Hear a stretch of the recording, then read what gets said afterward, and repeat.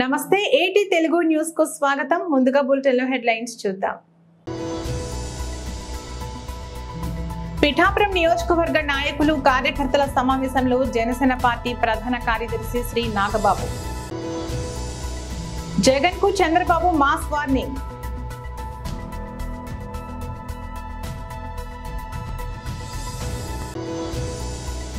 BRS party Bhuvanagiri parliamentary నియోజకవర్గ సమావేశం.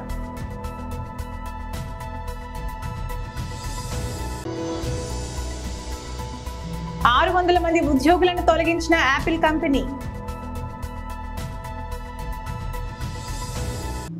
పిఠాపురం నియోజకవర్గ నాయకులు కార్యకర్తల సమావేశంలో జనసేన పార్టీ ప్రధాన కార్యదర్శి శ్రీ నాగబాబు.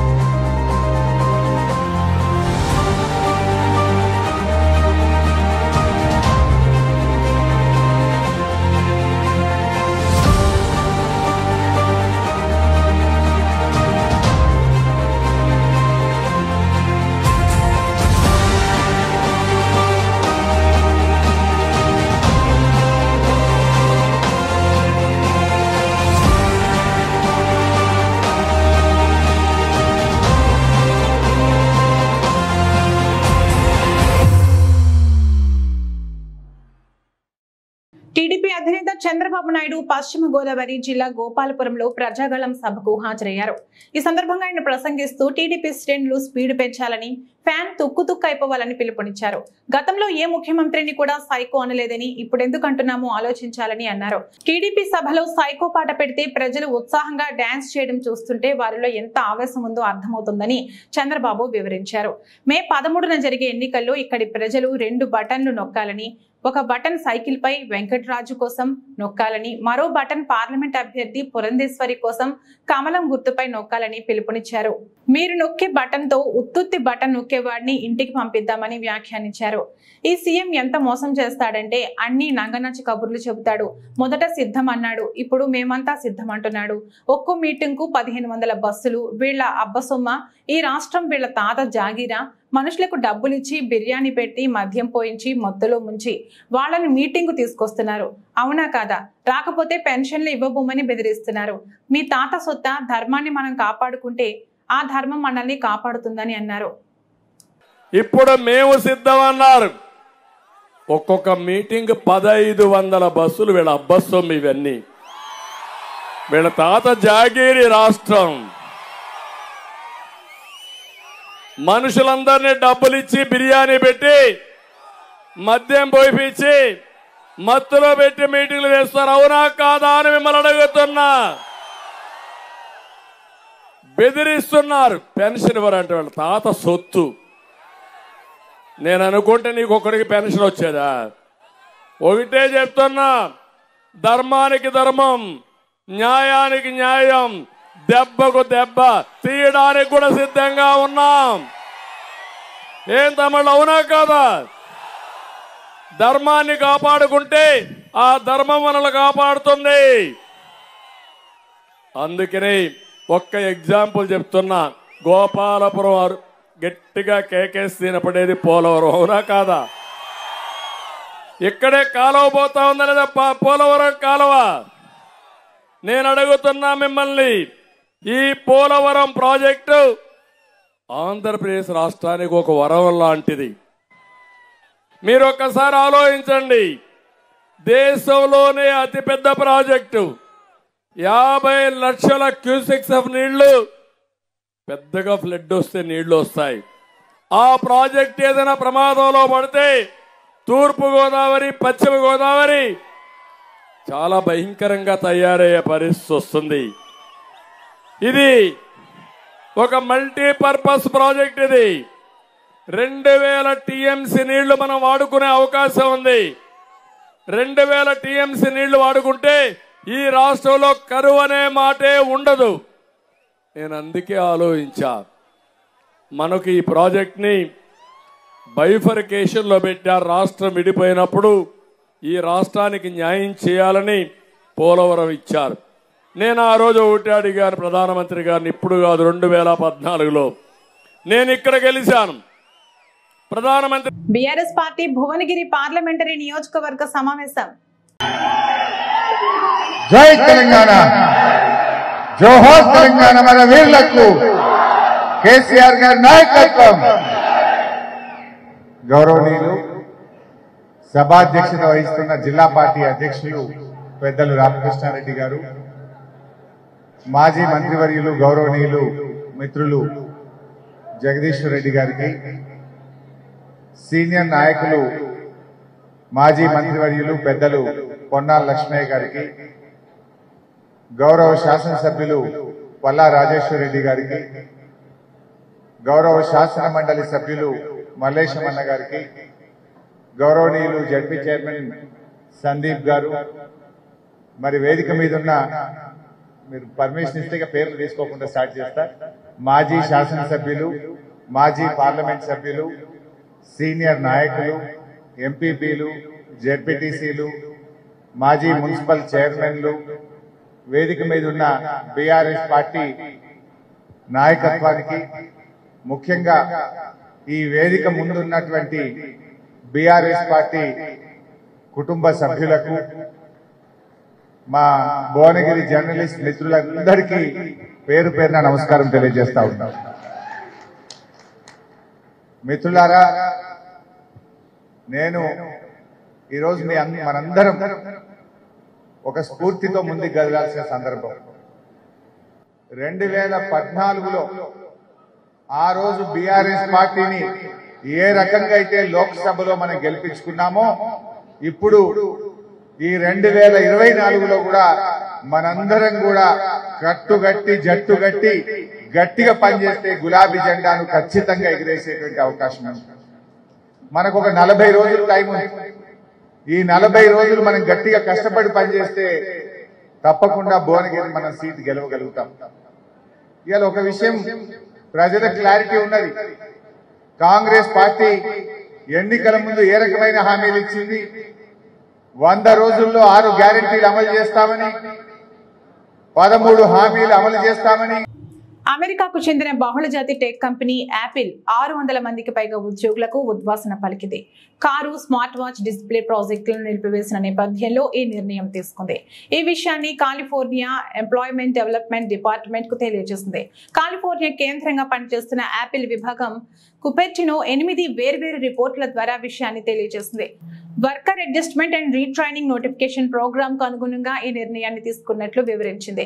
ఉద్యోగులను తొలగించే కంపెనీలు ప్రభుత్వ ఏజెన్సీకి తప్పనిసరిగా రిపోర్ట్ ఫైల్ చేయాల్సి ఉంటుంది. అందులో భాగంగానే యాపిల్ కంపెనీ సమాచారం తెలియజేసింది.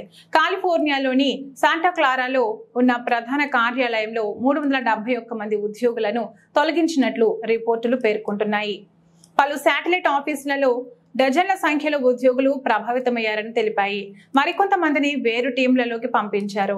అయితే తాజా నిర్ణయంతో ఎంతమంది ఉద్యోగులు ప్రభావితమయ్యారనే అంశంపై స్పందించేందుకు యాపిల్ ప్రతినిధి నిరాకరించారు. కాగా ఈ ఏడాది ఫిబ్రవరి చివరిలో కార్లు, స్మార్ట్ వాచ్ ప్రాజెక్టుల నిలిపివేత ప్రక్రియను యాపిల్ కంపెనీ ప్రారంభించింది. ప్రాజెక్టుల వ్యయాలు, నిర్వహణ సవాళ్లపై ఆందోళన నేపథ్యంలో కంపెనీ ఈ నిర్ణయం తీసుకుంది. తెలంగాణలో తొలిసారి ఓ ఏనుగు బీభత్సం సృష్టిస్తోంది. మహారాష్ట్ర నుంచి ప్రాణహిత నదిని దాటి కుమ్రం భీం ఆసిఫాబాద్ జిల్లాలోకి ప్రవేశించిన ఏనుగు మరొకరిని బలి తీసుకుంది.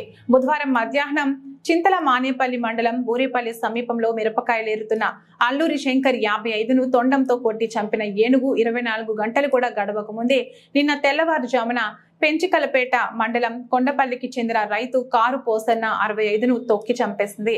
పొలానికి నీళ్లు పెట్టేందుకు వెళుతున్న ఆయనపై ఏనుగు ఒక్కసారిగా దాడి చేసి చంపేసింది. వరుస ఘటనలతో జిల్లా వ్యాప్తంగా భయాందోళనలు వ్యక్తమవుతున్నాయి. విషయం తెలిసిన గ్రామస్తులు, కుటుంబ సభ్యులు మృతదేహం వద్ద 3 గంటల పాటు బైఠాయించి పోసన్న కుటుంబానికి న్యాయం చేయాలని డిమాండ్ చేశారు. స్పందించిన అదనపు కలెక్టర్ వేణు బాధితులతో మాట్లాడి భరోసా ఇచ్చారు. బాధిత కుటుంబానికి 5 ఎకరాల భూమి, కుటుంబంలో ఒకరికి ప్రభుత్వ ఉద్యోగం, 10 లక్షల రూపాయల పరిహారం ఇవ్వనున్నట్లు ప్రకటించారు. కాగా బీభత్సం సృష్టిస్తున్న ఏనుగును బంధించేందుకు మహారాష్ట్ర నుంచి నిపుణులను రప్పిస్తున్నారు. అలాగే ఏనుగు సంచరిస్తున్న ప్రాంతాల్లో 144 సెక్షన్ విధించారు. శివారు ప్రాంతాల్లోకి ఎవరు వెళ్లొద్దని అధికారులు హెచ్చరికలు జారీ చేశారు. మున్సిపాలిటీ శాఖలో నిర్లక్ష్యం అలుముకుంది. ప్రజలకు త్రాగునీటిని అందించే వాటర్ ట్యాంకులను నిత్యం తనిఖీ చేసే సమయం కూడా అధికారులకు లేదని మాజీ మంత్రి సూర్యాపేట ఎమ్మెల్యే జగదీష్ రెడ్డి మండిపడ్డారు. ప్రజలకు త్రాగునీటిని అందించే వాటర్ ట్యాంకులను నిత్యం తనిఖీ చేసే సమయం కూడా అధికారులకు లేదని మాజీ మంత్రి సూర్యాపేట ఎమ్మెల్యే జగదీష్ రెడ్డి మండిపడ్డారు. సోమవారం నాగార్జున సాగర్ లో కోతులు పడి చనిపోయిన వాటర్ ట్యాంకును ఎమ్మెల్సీ కోటిరెడ్డి, మాజీ ఎమ్మెల్యేలు రవీంద్ర కుమార్, నోముల భగత్ తో కలిసి పరిశీలించారు. ఈ సందర్భంగా ఆయన మాట్లాడుతూ వాటర్ ట్యాంకులు పడి కోతులు చనిపోయిన నీళ్లు తాగి ప్రజలు రోగాల బారిన పడే అవకాశం ఉందన్నారు. ప్రభుత్వం వెంటనే వారికి వైద్య పరీక్షలు చేయించాలని డిమాండ్ చేశారు. కాంగ్రెస్ నాయకులు పాలన గాలికి వదిలేసి ప్రజలను ఇబ్బంది పెడుతున్నారని విమర్శించారు. తెలంగాణలో దోచుకుని ఢిల్లీకి ముడుపులు పంపేందుకే రేవంత్ రెడ్డి సర్కార్ బిజీగా ఉందని ఆరోపించారు. ఇప్పటికే గ్రామాల్లో త్రాగునీరు లేక ప్రజలు అల్లాడుతున్నారు. సాగుకి నీళ్లు అందించమంటే కూడా ప్రభుత్వానికి చేత కాలేదని ఆగ్రహం వ్యక్తం చేశారు. కేసీఆర్ బయటకు రాగానే ప్రాజెక్టుల నుంచి నీళ్లను వదిలారని గుర్తు చేశారు. ప్రభుత్వం ప్రత్యేక ప్రణాళికలతో త్రాగునీటిని అందించేలా చర్యలు తీసుకోవాలని ఆయన డిమాండ్ చేశారు. ఈ కార్యక్రమంలో ఎమ్మెల్సీ కోటిరెడ్డి, మాజీ ఎమ్మెల్యేలు రవీంద్ర కుమార్, నాగార్జున సాగర్ మాజీ MLA Bhagat, councillor G Ramesh తదితరులు పాల్గొన్నారు.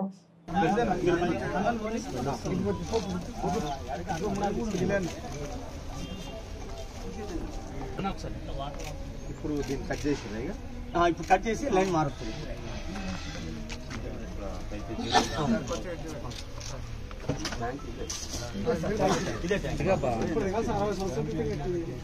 ఇక్కడ నుంచి వస్తే మంచిగా వస్తుంది కదా.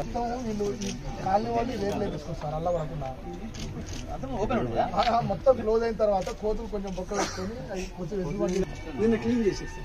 ఇది కూడా కాలనీ మున్సిపాలిటీ మంత్రి భయం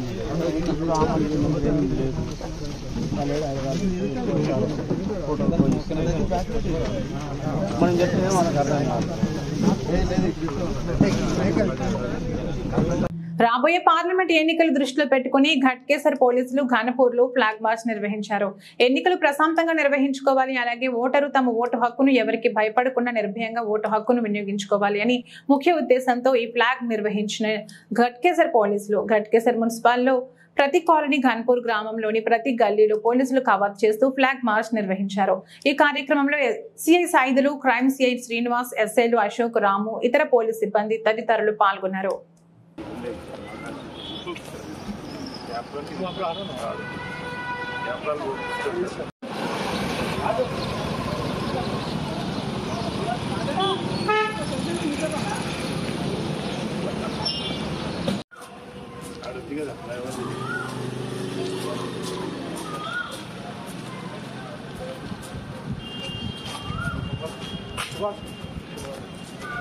మన సీన్ ఉన్నది దగ్గర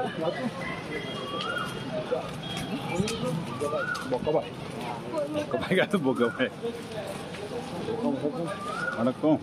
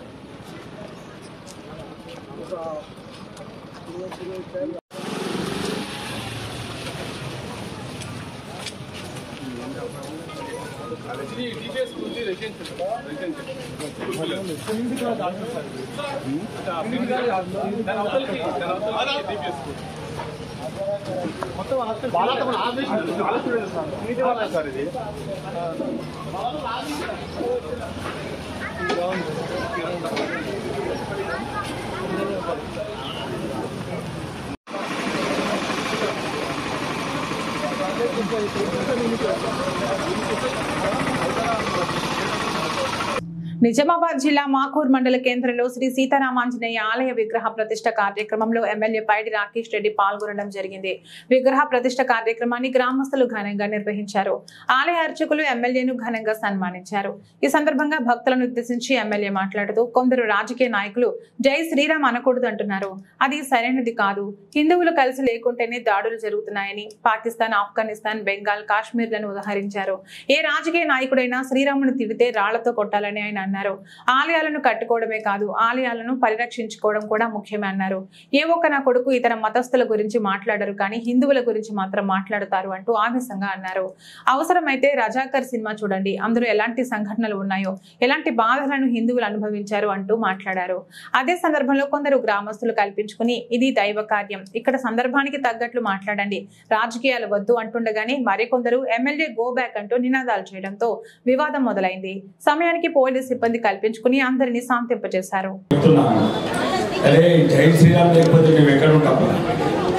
పాకిస్తాన్ లో చంపేసిండ్రు మేము ఒకటి లేకపోతే, ఆఫ్ఘనిస్తాన్ లో చంపేసిండ్రు మేము ఒకటి లేకపోతే,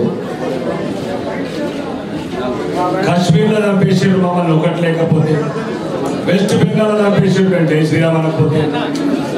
కాబట్టి అందరికీ చెప్తున్నా, ఏ రాజకీయ నాయకుడు మన రాముని తిట్టిన, మన దేవుళ్ళని తిట్టిన మీకు తగిన విధంగా శాస్త్రి ఏ రకంగా చేస్తారు. అవసరమైతే రాళ్లతో కొట్టి సంపండి కొడుకులని. వేరే మాత్రం ఒక్క నా కొడుకు అన్నాడు అనడా, మీకు దమ్ము ధైర్యం కొడుకులా. మా రాముడు అంటే బాధ, మా సీతమ్మ తల్లి అంటే బాధ, మా కృష్ణుడు అంటే బాధ, మా వెంకటేశ్వర స్వామి బాధ. ఎందుకురా మీకు? ఒక్క నా కొడుకులారా, ఒక్కడిగా నుండి ఇతర మతస్థులు అన్నాడు ఒకరు చూద్దాం.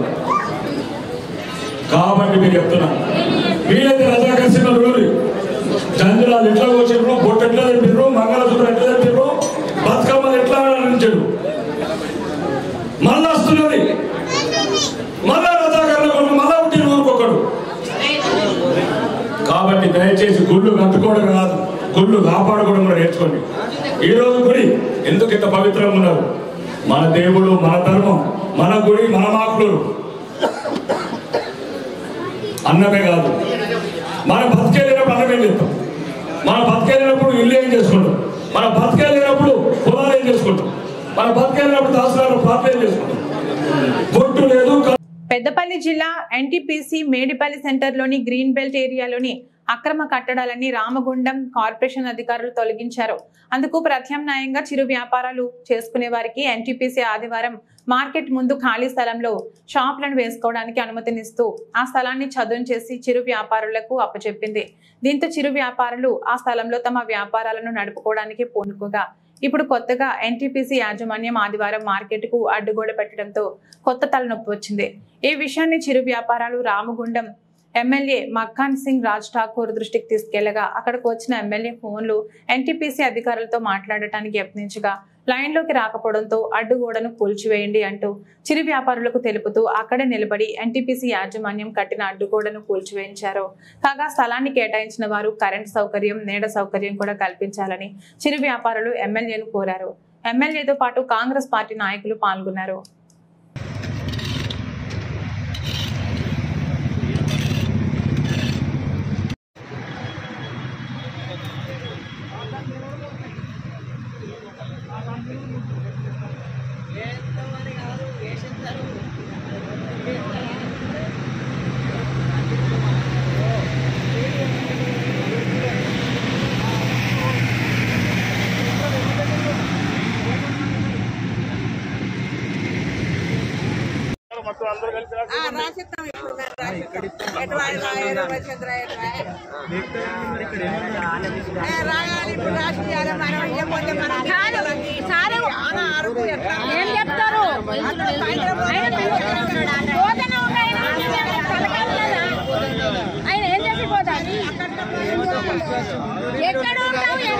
చెప్పని చెప్తుంది కదా ఇప్పుడు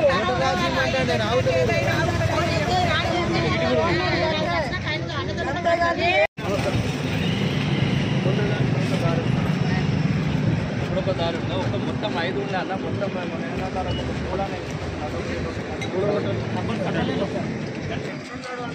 అరే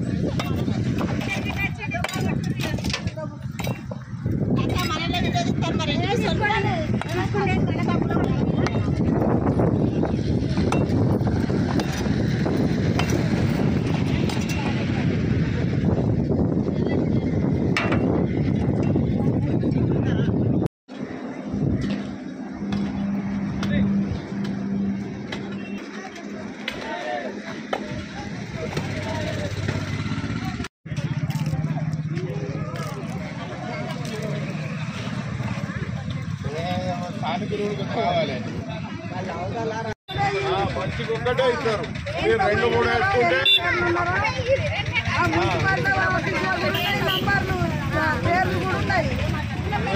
అది మేమే రాసిచ్చిన పేర్లు కానీ అవి ఉపాధ్యక్షులు జగ్గంపేట అసెంబ్లీ నియోజకవర్గం టీడీపీ అభ్యర్థి జ్యోతుల నెహ్రూ విలేకరుల సమావేశం ఏర్పాటు చేసి మాట్లాడుతూ ఈ రాష్ట్రంలో సామాజిక ప్రజా పెన్షన్లు పంపిణీ చేయలేని దుస్థితిలో ఈ ప్రభుత్వం ఉందని, మొత్తం ఖజానాలోని 13,000 కోట్ల రూపాయలు తన అనునీయులు కాంట్రాక్టర్లకు దోచిపెట్టి 3వ తేదీ వచ్చిన బ్యాంకర్లలో డబ్బులు లేని పరిస్థితిలో ఈ ప్రభుత్వం ఉందని అన్నారు. స్వయంగా ఒక ప్రభుత్వ ఉద్యోగికి ఫోన్ చేసి అడగగా ఆయన చెప్పిన వివరాలు ఆలకించండి అని నెహ్రూ తన ఫోన్లోని ఆయన వాయిస్ తో కూడిన వివరాలు విలేకరులకు వివరించడం జరిగింది. ఈ రోజు వాలంటీర్లు వ్యవస్థ, ఎన్నికల కమిషన్ ఎన్నికల నియమావళిలో భాగంగా వారి ఇంటికి వెళ్లి పెన్షన్ తీసుకునే వారిని ప్రలోభాలకు గురి చేస్తారని ఉద్దేశంతో వారిని విధుల నుంచి తప్పించి ప్రతి గ్రామంలోని ఉన్న సచివాలయ సిబ్బందికి పెన్షన్లు ఇచ్చే బాధ్యత ఇవ్వడం జరిగింది. కానీ వారి దగ్గర డబ్బులు లేక ఈ రోజుకి పెన్షన్ పంపిణీ చేయలేని స్థితిలో ఉంటే జగన్మోహన్ రెడ్డి దగ్గర నుండి ఇక్కడ పోటీ చేస్తున్న అభ్యర్థి వరకు ఒక గ్లోబల్ ప్రచారం నిర్వహిస్తూ ఇదంతా చంద్రబాబు నాయుడు తెలుగుదేశం చేస్తుందని, వారి వల్లే పెన్షన్లు పంపిణీ చేయడం లేదని, వారి సొంత మీడియా అయినటువంటి TV9, సాక్షి టీవీ వంటి ఛానల్లో తప్పుడు ప్రచారాలు చేస్తున్నారని, చంద్రబాబు ఎక్కడైనా తన వాయిస్ లో కానీ తన సంతకం పెట్టి ఇచ్చిన వినతి పత్రంలో కానీ పెన్షన్లు ఇవ్వవద్దని ఉందా అని వైసీపీ వారిని ప్రశ్నించడం జరిగింది. ఆ సెక్రటరీస్ తెల్లారకుండా అక్కడికి తెచ్చి పొద్దుటే పెన్షన్లు పంచిపెట్టేటటువంటి పరిస్థితి ఉండేది. నిజంగా వీళ్ళ శక్తుంటే బ్యాంకుల్లో డబ్బులుంటే అదే పని చేద్దరు కదా, 30వ తారీఖున డ్రా చేద్దరు. ఇప్పుడున్న ఏదైతే ప్రచురమైన ఏర్పాట్లు చేశారో ఆ ఏర్పాట్ల ద్వారా ఇప్పటికప్పుడు పంపిణీ జరుగును. ఇవాళ ఇప్పుడు ఉదాహరణకు ఒక్కటే చెప్తాను. మరిపాక అనే గ్రామం ఉంది మన మండలంలో. 350 పెన్షన్లు ఉన్నాయి. ఆ 350 పెన్షన్లకి 7 సచివాలయ ఎంప్లాయీస్ ఉన్నారు. ఎన్ని వస్తాయండి? 50 వస్తాయి ఒక్కొక్కరికి.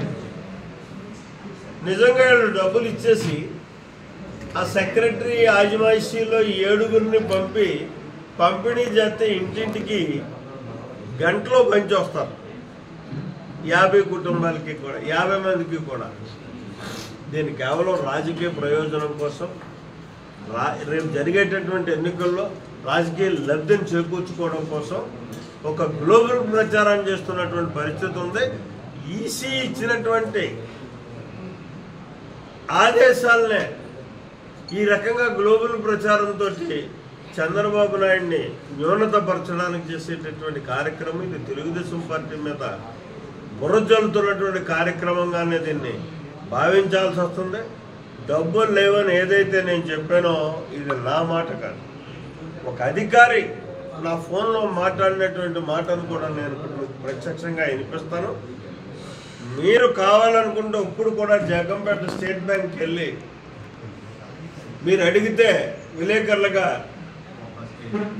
ఈ ఫంక్షనరీస్కి డబ్బులు రెడీగా వచ్చాయా, ఇప్పుడు వస్తాయి, నిన్నొచ్చాయా, మొన్నొచ్చాయా, అసలు ఉన్నాయా, ఇప్పటికి ఇచ్చారా అన్నదాన్ని మీరు అడగండి చాలు.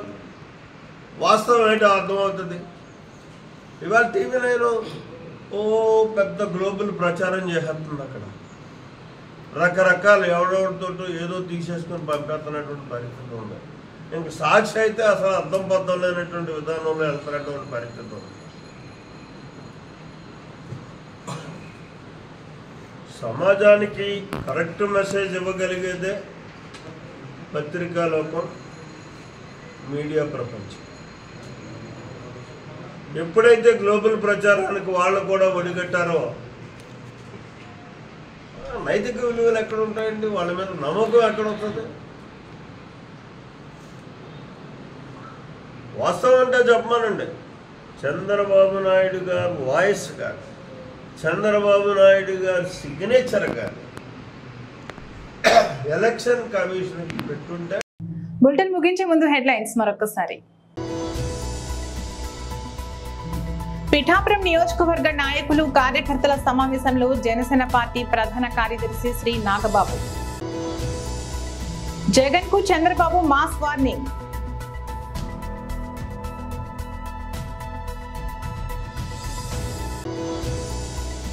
బీఆర్ఎస్ పార్టీ భువనగిరి పార్లమెంటరీ నియోజకవర్గ సమావేశం.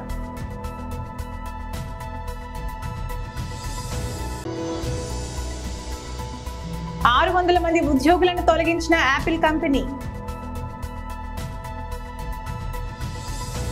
ఇది రోజు బులెటిన్. మరో బులెటిన్లో మళ్ళీ కలుద్దాం. అంతవరకు సెలవు. నమస్కారం.